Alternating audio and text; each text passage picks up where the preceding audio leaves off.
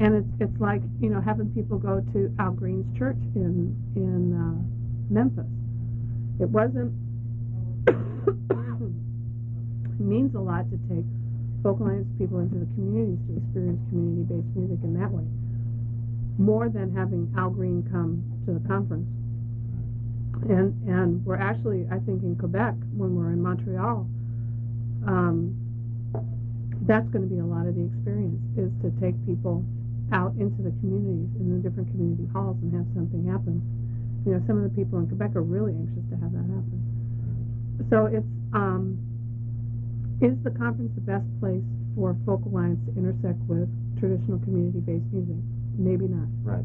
But can Folk Alliance still advocate for it and educate people about it and try to figure out how to make some things happen? Sure. And that's where I think we were headed here before and went off somewhere. I understand you've got a 4-person staff and people have conference management is probably pretty all-consuming. Is there a game plan? Is there a thought about how in the future you can reach out to affect community-based music and dance organizations and assist them, make them aware of the Folk Alliance, maybe get a check-in every year outside the context of the conference? Yeah, there's an effort to do it. It's always an expanding thing. Right now, I think Meredith Carson at Swallow Hill is chair of that particular committee. Okay. And there's always but we've found that not any one plan doesn't do the job. Okay. And we find that it's bringing people in and having them bring other people in. It really is a one-on-one approach and response that we found to be the most effective. We can get people to agree to do things, you know, over some, you know, if the conference has to be coming there or something like that, you know, we can do a program per se. But if we're talking about a sustained effort, most of those have come from personal kinds of things. Right. So in terms of the global plan, we have global aspirations. You know, but I think, well, and, you know, in terms of being more representational both on the board and the leadership as well as the organization. How that's being affected is by, in terms of the board, the nominating chair, you know, going out and talking to everybody and getting ideas from people and making a lot of personal approaches. Now what's happening in the membership is Meredith's committee making personal approaches, talking one-on-one with people. You know, so it's a global aspiration, but it's a one-on-one approach. Yeah. How's beyond the conference, has it met with any success in terms of people that have become involved with the organization on a sustained basis, but then who are not Anglo revival types? I think so. The conference is actually a pretty good tool for us because once we get people there, they see that it's not what they thought it was. And Ethel is a really good example of that. Okay. You know, Jim Rooney's been after her for years, and after the two of she and I to both meet, you know, for years and years. And when I've been in New York, she hasn't been, and you know, that kind of thing. But she did come to the Cleveland conference based on personal relationships. And you know what she was able to see, I think, really showed her that Folk Alliance is not death by singer-songwriter, and there's other things to do and say. And so I think she's someone who would be involved in the future. So I think, you know, I think there are individual cases that I thought it was that way, but look, it's this way. You know, people like the Campbell brothers, you know, they come and, you know, they advocate, and they brought Calvin Cook this next year, and, you know, Calvin's gone back and he had a great experience, you know, and wants his group to join, wants to come and be part of the organization. And they're going to go out and talk to somebody else. You know, that's the kind of expansion that it's been. Have you ever heard any overt statements to the effect that, well, it's that word folk that bothers me, or what's that mean, or what's that got to do with well, me? The world music people certainly aren't shy about expressing all that. Okay. You know, and their debate is fairly interesting along those lines. And they feel that in some cases it's a barrier. Okay. Let's talk about the other side of the coin now. We are doing what is often done. We are talking about how the organization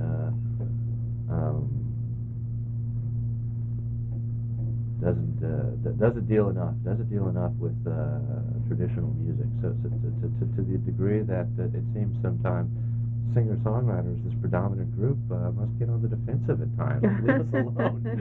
We're not doing anything wrong. We don't. Yeah. Has any of that ever arisen? Has there been hints of any kind of?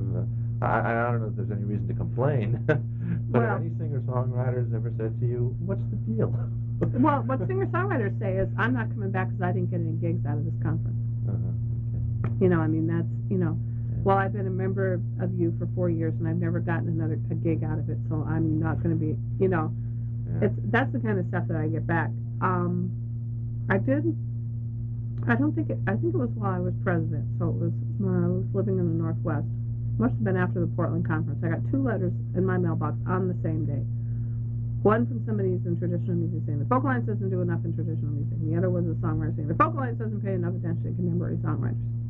And they were both talking about the Portland conference. So I said, yes, you know, this is it. This is success. Everybody's complaining because they weren't well served, because we paid too much attention to songwriters. We paid too much attention to trad, you know, so the other group was complaining. Right. I think the conference, being a music business conference more than anything else, is an event that works really well for contemporary musicians, whether they're individual songwriters or bands. So the conference tends to be judged on the basis of, was it a good music business conference or not, by that particular segment. And it really, you know, it ends up being, did I get a gig, did I not get a gig?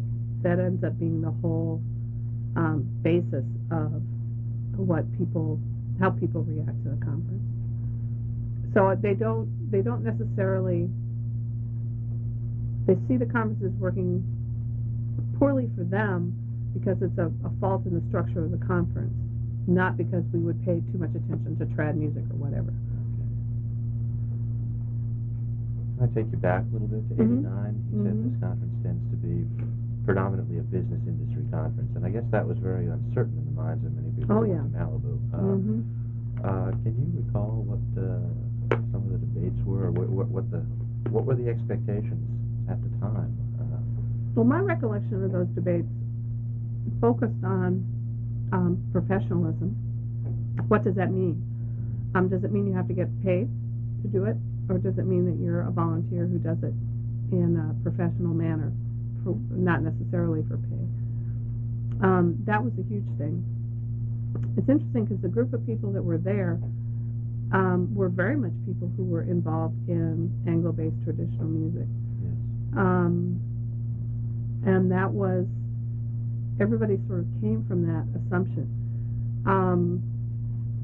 But professionalism, I remember being a really large issue. I don't, you know, the idea of whether it was going to be based in tradition versus contemporary wasn't even there, because there really weren't any people there from contemporary songwriting, what contemporary folk music was at that time. Right.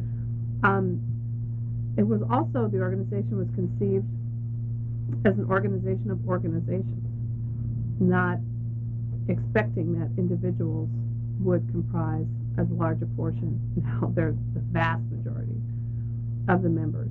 And so a lot of it had to do with, you know, what are the roles of the organizations? How do we come together? There was some sense of, it's interesting because the folkies being so egalitarian, you know, everything was, a lot of time and attention was paid to being open, and yet there was some sense of, you know, there being sort of a quasi hand-picked leadership. I've heard that from a lot of people. Yeah. People would go off. What it said to me is, well, yeah, but you'd see people go off with Clark and Elaine, and in the background people were going out to dinner. Yeah, a lot of people said that. Yeah, and so it was actually very interesting. And, you know, I totally came as this babe in the woods, you know, coming from my little computer corner of the world and not really being involved in a lot of the political stuff. But, you know, it just was obvious that there, as there is with any organization, you know, somebody's got to start it. And how it begins, you know, somehow there has to be a stab at who wants to be on a steering committee. There has to be a stab at bylaws. And once you're done with that, then you get on with the business of being an organization. I take it has to be true that Clark and Elaine did want certain people on the steering committee because they felt we need a Mark Moss. We Right. need Right. Yeah. But it was really interesting is that a lot of those people who were in the smoke-filled rooms were the people that were saying, we can't do this. It has to be a more open process than this. Were you in the smoke-filled room? No, I wasn't. And they said, it has to be broader, it has to be wider, it has to get out there. And that's when actually it shifted a little bit to being, okay, because the people who were there by invitation. So on some level they were handpicked per se just to be there. And so there finally was extended some level of trust to say, okay, this handpicked group, we picked them for a reason. They can deal with their own fate, if you will. So actually that was a big part of what happened. There was several people who thought the organization was fairly doomed at the time, one of whom was in Cleveland, and just said to me, well, I never thought I'd be back at Folk Alliance, but it really has changed. It really is doing some good things, and it really is making a difference. It was somebody who basically was just at Malibu only, and felt like they saw what road it was going down, which was they thought it was going to go down this narrow focus 60s revival road and not really ever expand and be anything different. And they were quite gratified that the way the organization has expanded and been allowed to expand has been a real positive one.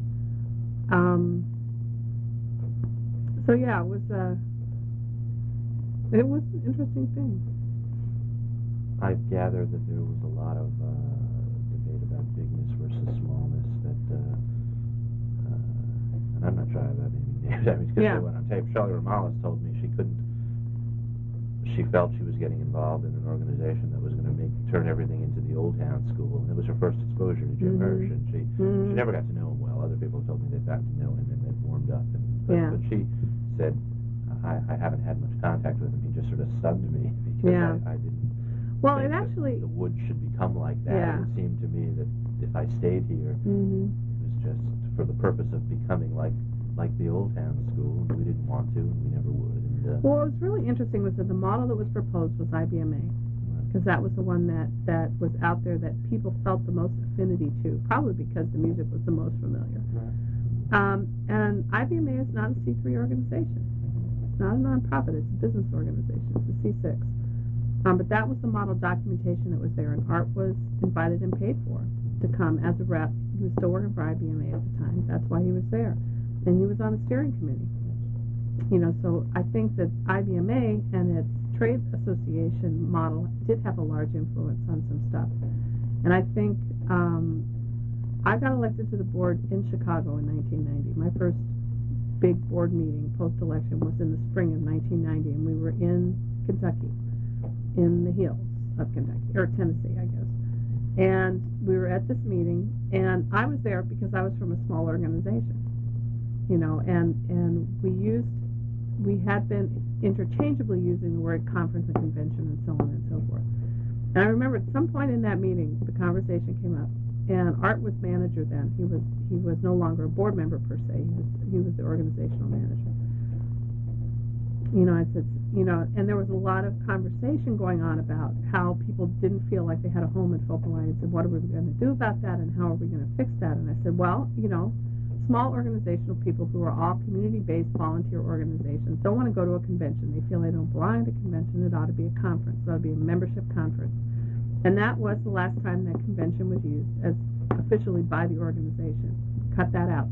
And Art at that meeting said to me, well, this is the first time I've ever considered the idea that small organizations didn't want to become medium organizations, and medium organizations didn't want to become large organizations. Right. He said that in the midst of that discussion. And I think that everybody had operated at some level under that assumption. That, certainly Jim would advocate for that. If you're not getting bigger and more successful, what are you doing? And I think that... He toned it down with me, although you could see he said, I think volunteer organizations are fine if that's what you want to be. Yeah. And I think that, but and he wasn't on the board either. He was just on the steering committee, but it was really clear that a lot of the early stuff, because the people on the steering committee, they were Mark Moss, they were Jim Hirsch, they were Philadelphia Folk Song Society people. I mean, they were all the big guns, all of whom were sure that their particular model was the only absolute correct gospel according to folk music, and that everybody, their whole idea of being in Folk Alliance was to have everybody follow their model, and therefore get bigger and better and make more money. I mean, that's putting a very light face on it, but I mean, it's that kind of mentality, and I think that was part of at least some members of the steering committee's point of view. If it's not getting bigger, or it has to be getting bigger, otherwise it's failing. And so it was a process of getting back to the position where, it's like what I describe is that, we're trying to be an organization that helps people do what they do in their community more effectively. And it's like, well, if what they do in their community is present 2 dances a month, helping them do that effectively is what we should be doing. We shouldn't be advocating for them to present 3 dances a month. Right. It's not bigger is not necessarily better. But, it took a while for that to take hold. And I think early on that Shelley was right. I think there was this sense, especially because the people that were being drug off to the fireplace room were all these so-called movers and shakers. Oh, that's the first. Is that where it was? The fireplace room? Yeah. Yeah.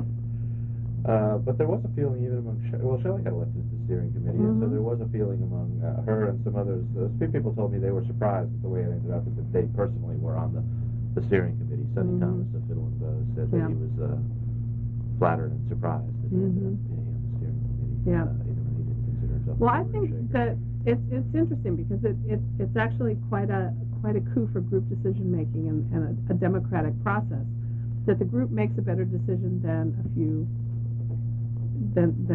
appointed leadership would make. Because I think that actually that whole steering committee and even the first board, the group decision was a very, very good process. And eventually, I mean, I think it was Margot Levin who was talking when Jim Hirsch finally stood up and took the microphone and said, well, what are we all talking about here? Because everybody was getting up, well, my organization has this many audience and does this and does that. Well, and I think it might not have been Margot, but I always think it was when Jim Hirsch stood up and said, well, now, that's really good and all that kind of stuff, but let's get on with forming an organization. We really got to stop all this nattering around. This is all really good information, but aren't we here to form an organization? So let's talk what shape this organization ought to be and what it ought to look like. And so all the programming that had been done in terms of, well, now we'll hear from the publications, and well, my circulation is this, and my circulation is that, and now we'll hear from the large organizations, my festival gets this many people and that. It got away from that informational stuff and got into the debates about, it's professional, who ought to be here, who ought to not be here, how is this going to go? And I think he did a lot of, busting stuff open. Yeah. And it's like, okay, if we're here to talk about an organization, let's talk about forming an organization and what it ought to look like. Now, talking about organizations, I've only recently become aware that there's an incipient Americana Music Association forming. And my reaction when I read an ad in No Depression inviting people to a meeting at South by Southwest, and then I checked their website. I was out of town during that meeting, or I would have gone eavesdropped. Yeah. Another place I wouldn't belong. But my reaction to that is that from the Folk Alliance standpoint, everybody who would join the Americana Music Association is someone who would find a home in the Folk Alliance. And there's got to be, I thought, maybe I'm wrong, some frustration at a diffusion of resources by the forming of a new organization. What's your reaction? Yeah, it's, my first reaction is too, why are they doing that? And their motto, by the way, is something like, at last, the trade group that works, or something like that. Yeah. So. I'm very curious about them, and I'm not quite sure where they're going or how much success they're going to have, because basically they're treading some of the ground that Folk Alliance has tread, and they're also treading some ground that AFIM has tread. I think it's more like this world music idea. I mean, Americana is strictly an industry-based moniker for music that should be folk music. Right. Or some of it skates in the country or whatever, skates in the blues, whatever. No reason why Bill Malone would tell you country should be folk music too, Right. except, everything.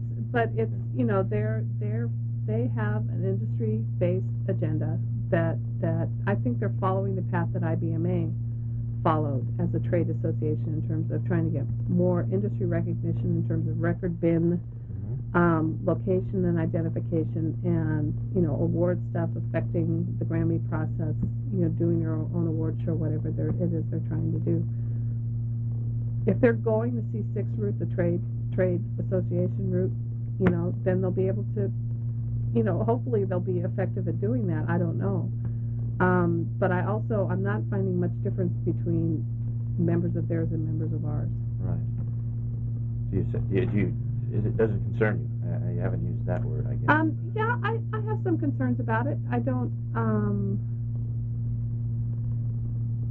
yeah, I guess I can say that. They're not very well formed. Right. I mean, I don't fear that they're gonna carve ground out from us, because we have so many musicians that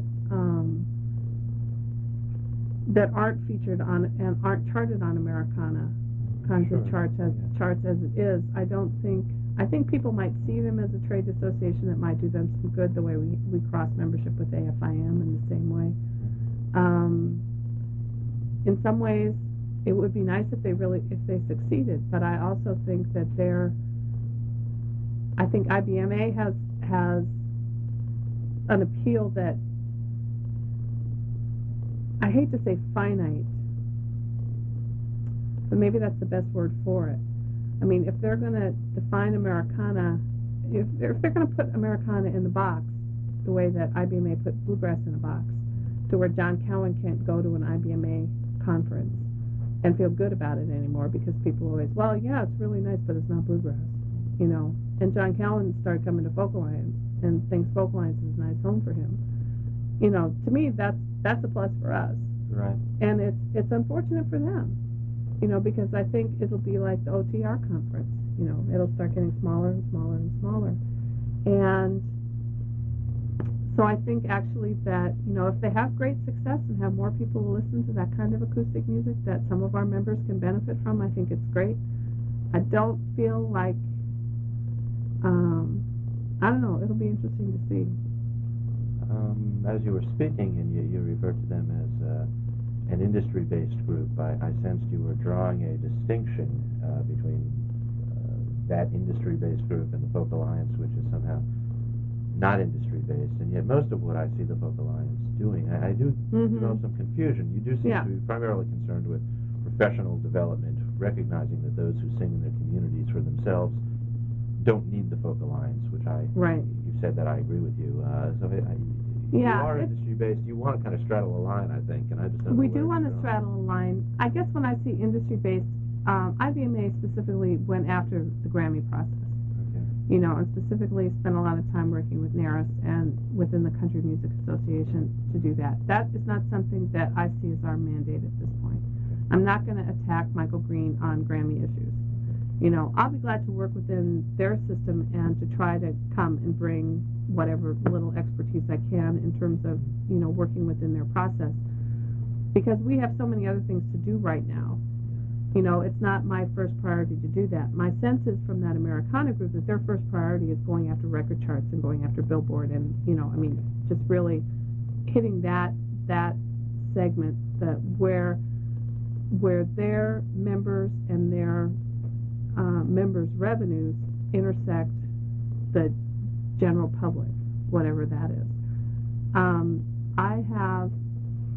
Eventually I would like us to be in that position, but in the near term, I got other stuff that I got to do first. I've got to cement more services. I've got to find how to offer my members health care and instrument insurance. I have to find out how to provide more services to organizations. I have to, I have some things to serve the membership that I have. When I can try to take that the next step out and bring us out to the next circle of educating general public about music and folk music. Most of that I do through strategic partnerships. Like the Phyllis thing with the Rock Hall, like the Woody Guthrie thing with the Smithsonian, all that kind of stuff, because I don't have the funding base right now to present across the America tour of what is folk music. Right. You know, I don't have that. Yeah. You know, but if your focus is tighter and you really want to go after that target radio play market, and if that's your goal, then, you know, chances are that, you know, that'll be the area that you'll want to affect first. Right. And now, you know, the board of directors might tell me in October that their whole thing for the next year is to get more radio airplay, you know, at which time I have to figure out how to try to do that with some of them, you know. But for now, we're talking about serving the members. That's what the board's first priority is. And yes, the members are served if we could get more radio airplay. But at the same time, there are more near-home services that are out there that I see us in a better position to fulfill at this point. You've mentioned a few nuts and bolts type things, such as the work with ASCAP and BMI, such as insurance, which you mentioned a few times. Does that kind of sum up the world of immediate member services thing that you're doing, or are there other things that are those are along the ideas of things that we want to be able to offer. I'm trying to think if there's any other. Well, the other big category would be to offer music business basics in several different locations off conference. Music business basics? Yeah, it's basically the first day crash course. Gotcha. Okay. We packaged it and offered it actually here in town as a standalone course. Right. And it was interesting because we got a ton of people from the Washington Area Music Association who we publicized with. And, you know, we had gospel music people, and we had hip-hop music people, and we had all kinds of people coming to this class, you know, as a general education kind of offering. And, you know, we're trying to figure out how we can do that in Chicago, hosted by the Old Town School, in Denver, hosted by Swallow Hill, or in other places where we have a critical mass of our membership as well as some other people. Right. You know, I think we're looking, because the conference is going to be West Coast this year, I think we're looking East Coast, you know, as a possible home. We might even do it here in D.C. again. Okay. You know, that kind of stuff. And then the other thing is trying to work with the regions and to try to do more in terms of developing the regional conferences, but also inventing regional conferences where they don't exist. Trying to offer more stuff that would be more accessible to people who can't afford to fly to Vancouver in their own local home area. So that is another big area that I hadn't touched on before. That's another part of what we're looking to try to do. Aside from the growth of the conference, just the growth of the organization, what do you think is the biggest successes of this 12, 13-year-old group? That we're still here. Okay. It's a big one. You know, and looking at, you know, we've easily capped 2,000. I would easily like to cap 3,000. In members or conference? In members. Membership, okay. Yeah. We haven't, in official conference attendees, we had like 1876 or whatever it was, 72, something like that. Unofficially, you know, 2,100, 2,000 people were there, no question. And something actually I said after the Boston conference when Ian Robb, who had a great time in Cleveland, by the way, was just lambasting us for being this, you know, industry-driven songwriter organization. I wrote him back a letter. I was president at the time. I wrote him back a letter, and I said it was in Sing Out. Yeah, he does a column. Yeah. You know, and I said something like, well, the first thing is that it's really interesting to me that at least there is a folk alliance for everybody to complain about. You know, because that wasn't the case a few years ago. I think the organization has established itself as an ongoing organization that is looking after these interests and is talking about folk as a very positive thing. I think that, you know, the efforts, if you're going to name it this or that, whatever, you know, if you're going to debate about the name, that's fine. There's a name to debate. You know, there's an organization that means something, that people are invested in, that people care about, that people are willing to go out and advocate for. And I think that was, you know, after the first couple of years of the organization, it could very easily have gone away. You know, if it had been really narrow in focus and there hadn't been any kind of impetus for people to grow and expand with the organization. I think people's level of professionalism has expanded. on the grace of the organization. I think people have learned things. People have gotten gigs. Organizations have started. CD projects have come out. There have been things that have happened and been sparked because the organization existed for people to draw from. I was going to ask you about that. Do you know of any specific? I know OTR came out of discussions at the Folk Alliance. Yeah. Anything else? Do you know of any specific success stories or positives? Ginny and Hazel did a recording based on them singing together in D.C. Is that the one with Carol Elizabeth Jones as well? No, there was an earlier one. Okay. Yeah. And then, but that's a great CD, actually. I like that. There was OTR. We left Albuquerque, and several of the local committee members came together there and started a festival, based on, their experience and their contact and what they learned. There certainly have been, lots of Joan Sherman, after the conference in Albuquerque, started working with Mark Smith, who I think probably had some sort of agent before that, but she's gotten him into all kinds of interesting places, based on that. The Nordic groups that were in Albuquerque had people fighting over them to represent them. I think there has been a lot of positive interaction, and I go to festivals now, and inevitably at a festival, whoever is announcing, some point in the evening is going to say, well, I saw this group at Folk Alliance. I was 2 years ago, I was at the Winnipeg Folk Festival, and Baldy stood up there and said, I think everyone in the audience, about, I don't know how many people they get, 8,000 or 9,000 people at Winnipeg, you ought to know about Folk Alliance. It's an organization for us. It's all about, it's where the folk music community comes together and the artists can get together, and really makes a difference to us because we have a place where that belongs to us. And it's part of that. And I saw this group at Folk Alliance.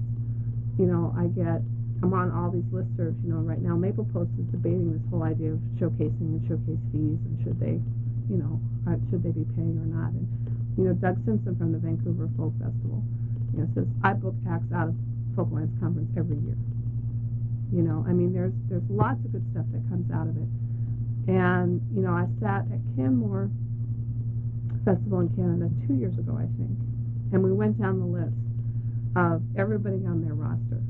And it's like, okay, that person's here because of Folk Alliance, that person's here because of Folk Alliance, that person's here because of Folk Alliance. And out of essentially 16 artists, there were like 2 that weren't there because of Folk Alliance, and that's repeated. Bob Jones books some people into Newport. Philadelphia Folk Festival books a bunch of people. Colleen from Old Town School books a bunch of people because of Folk Alliance.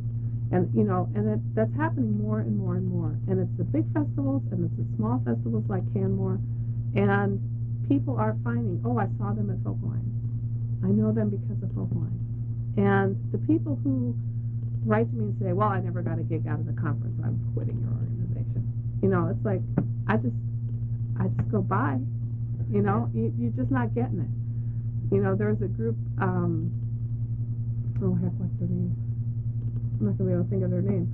They did some informal playing at the conference in Albuquerque, but they hung out, and of course they were hanging out with Fred Kaiser, and he booked them into the Philly Folk Festival, but it's like, it's not necessarily about, putting all your effort into doing the showcasing, but it is about, being present in the moment at the conference and having some things happen, so it's an organization that has started to take on some weight. I think it's an organization that people would miss if it wasn't there. There are basically, let's see, I think I only know of one wedding per se, but there are several other long-standing relationships that have come out of Folk Alliance. So, we exist for a purpose. What's your biggest disappointment or frustration? It's exactly Jim's, is that we don't think big enough. And I get very frustrated that I'm constrained by the moment. I'd love to be busting out all over. I'd love to take that tour across the country. It's not your mother's folk music tour. I just don't have the money to do it, but that's okay. I'm patient. Okay. It's like but I think I think Jim hits it on the head when he talks about, and because it's always been my opinion, is that, you know, we don't value it enough, we don't honor it enough in terms of no matter what genre of music you're talking about or thinking about, and we just don't think big enough. You know, Jim said in one of our newsletters that if he thinks now that if Old Town School had set out to raise $3 million, they may or may not have done it, and it would have been really hard. But because they set out to raise $9 million, they did it because it was just so audacious that they captured people's imagination. And sometimes that's the way I feel. You know, it's like I don't, you know, in that letter to Ian that I wrote all those years ago, you know, I think what I told him was this sort of like, because he said, he made some offhand remark, it's like, what do these people think they're going to do, change the whole way that people think about music? You know, it's like, yeah, actually, that's exactly what we're after. You know, is this whole culture shift. And even though I said before, I'm not sure we're in the position to do that yet, I think we've been eating away at it. You know, it's like Michael Green knows who we are. You know, they invited me to be part of the Grammy process. He comes to town, I'm always there. You know, I mean, there are things that we're doing. It's not like we're at a dead stop in some of those areas about talking about presenting folk music and taking it out there to the industry. We're not at a dead stop. But at the same time, you know, I think that there are things to be said about the music that only we can say. You know, you have to, when Dave Marsh, the rock critic, can sit in a room and talk about how blown away he was by Antonia Apodaca in An Oral History in Albuquerque. That's a really good thing. You know, and it changes the way that he views a lot of what's going on. And Dave is a tremendous supporter of the organization. You know, and that's a great thing. Now, I've seen him at several panels. Is he paid? Is he brought in? Does he register out of his own pocket or somebody's pocket? He registers, he pays his own way there, he pays his own hotel room. Okay. And he donates to the organization and he's a member. Okay. And he's not paid for panel work, or is he just... Okay. Not a sou. Okay. Now, how does the showcase situation work? Those people do have to pay a fee to... There's an application fee, and then there's a fee if they're selected to pay. Right. And actually I'm just writing about this to the Maple Post thing because somebody posed the question. And it pays about half of the tech for the showcases.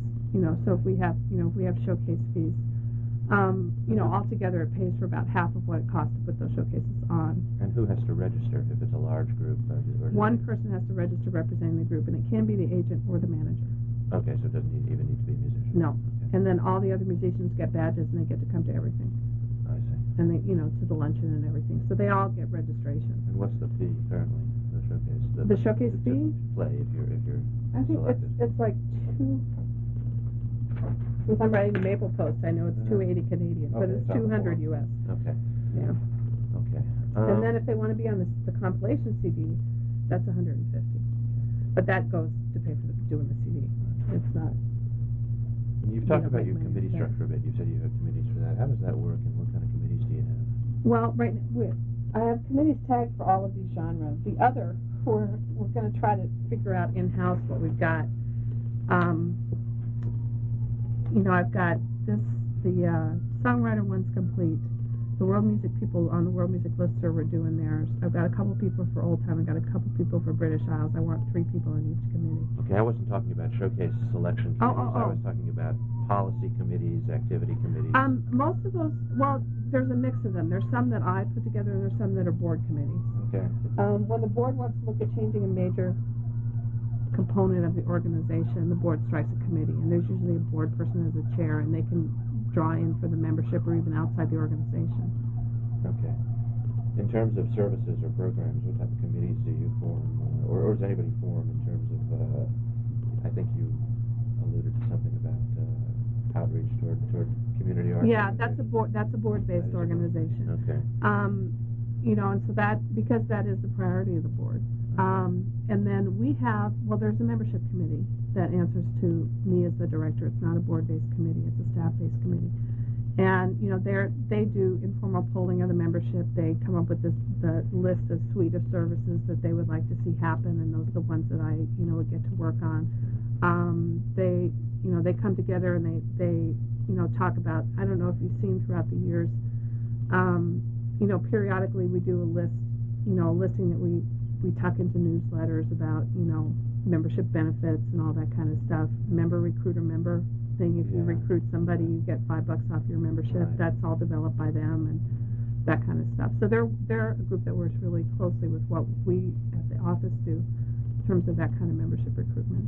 Does the board develop written board policies? Oh on my certain things? And are those public, by the way? But they are when membership they're final and approved. Okay. If you want to get a copy after the April board meeting of what they sure. just did. I'd love to see, Yeah. And anything else that may be pertinent to issues Yeah. such as, I don't know what there might be. Are there policies, and people in interviews, and I don't know if their information is accurate, have alluded to policies developed about expansion into multi-ethnic situations, policies. If somebody mentioned policies about involving youth to a greater degree, does that exist as well? Actually, that's not a policy. Okay. I don't think the youth thing is particularly a policy. Did I send you the strategic plan stuff? You sent me. Yeah. Yeah. That. A lot of the right. stuff is in there. Okay. In terms of that and emphasis and how we want to look at what we call primary publics in strategic planning lingo. Let me look and see if I've got a policy thing for you. Up to the John Carver model of board governance. I don't know if you look into. I don't know it by name. What's the model? Well, it's basically the board is policy, yeah. and staff is implementation, and board members work on committees, that kind of thing. So they just did a whole bunch of revisions about executive limitations, governance limitations, and the governance structure that essentially supersedes a lot of what's in here. But once they approve the minutes, then I'd be able to get you a copy of those. Great. Is there concern expressed about the age of the attendees or the people? Oh yeah, always. Okay. Yeah, the board's really aware of that. But rather than, there was a SIG kind of thing about youth members of the organization in Cleveland. Right. Okay. There was a session on that, and the board's actually been struggling how to work with it in a lot of ways the same way that any underrepresented group, and we include youth as an underrepresented group. It's sort of, rather than we want to have youth as a target, what we want to have is younger people as part of all these various, we want to have younger artists, we want to have younger presenters, we want to have younger record company people. And I think we're a relatively gray organization compared to a lot, but actually there are, certainly in the artists, there's a lot of youthful people who are there, and some of the younger record company people. And actually the world music people feel that part of what they can bring to the organization is younger presenters, because the younger presenters tend to be more eclectic and tend to be looking in lots of places, and I think that might be a benefit there. But the idea is not so much to target younger people per se, but it's to target younger people across the board, younger folklorists, younger, everybody who comes into the organization, making sure that it's invitational and open to younger members. Right. Part of that difficulty, I perceive it, maybe with the word and a lack of lack of understanding of what it can mean. Mm-hmm. It still has that, I think, tie to the 60s and Alan Lomax. That's all people understand today. Yeah. If they think of it at all, I guess, if they think of it as James Taylor. It really varies. I go to arts presenters meeting, and they all want to know if we, work with any Eastern European dance troupes. Yeah, that's true. So everybody's got their snapshot.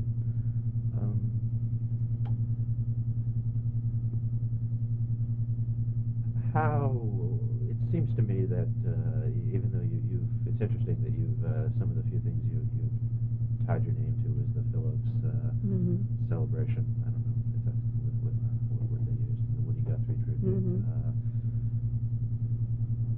The folk revival had this, historically, has had this political coloration, and I don't see it in the folk alliance to any great degree. Has the board debated how to deal with that, or to stay away from it, or to neutralize it, or to embrace it? the board's really clear that what we are is a music organization. We're not a political advocacy organization. And